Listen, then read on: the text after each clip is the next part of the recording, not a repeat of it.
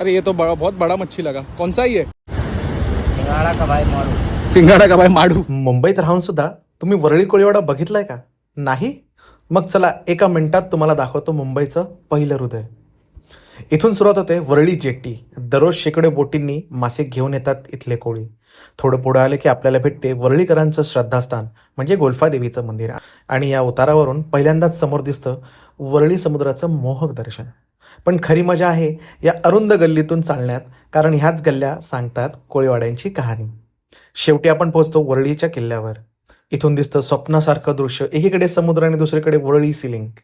किल्ल्याच्या टोकाला भेटतात कोळी, मासेमारी, कॅट्स, स्ट्रीट डॉग्स. एकदम जिवंत मुंबईचा अनुभव. आपण आता या टोकाला आल्यानंतर ना हे काही जण इथे बसलेत. हे नक्की काय करतात हे आता आपण जाऊन बघूया. कोणचा मच्छी आहे त्याच्या? डोमा. डोमा.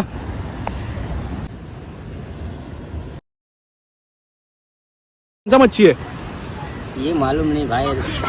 वापती. कोणचा? वाकटी. अरे चमकरी आहे तो. ही आहे वरळी कोळीवाड्याची अस्सल ओळख, मुंबईतला लपलेला खजिना.